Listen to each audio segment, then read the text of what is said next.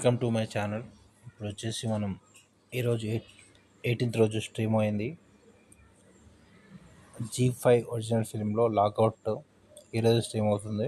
ఈరోజు ఇది మూవీ అయితే సోషల్ మీడియా గురించి ఉంటుంది. ఫస్ట్ నా ఛానల్ అయితే సబ్స్క్రైబ్ చేసుకోండి. ఇది హిందీ మూవీ లాకౌట్. బెబిల్ ఖాన్ ఇతను ఫేమస్ హిందీ యాక్టర్ కొడుకు.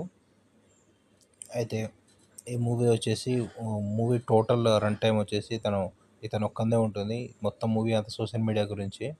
ఇతని అకౌంట్ సోషల్ మీడియా అకౌంట్ ఉంటుంది.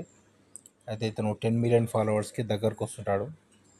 అయితే ఆ టైంలో ఇతనికి ఏం జరిగింది, అయితే ఇతను వచ్చేసి తన ఫోన్ వచ్చేసి ఎవరు దొంగిలిస్తారు.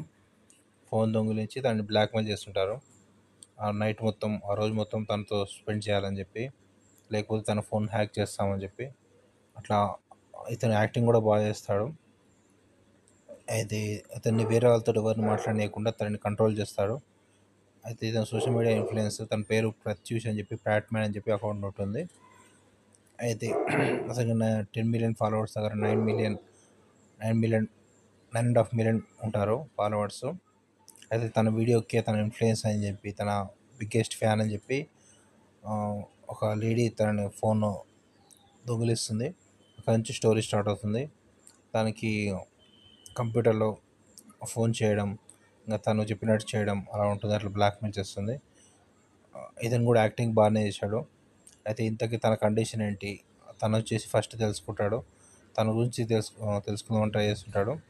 అయితే తను వచ్చేసి ఒక సైకో అన్నట్టు.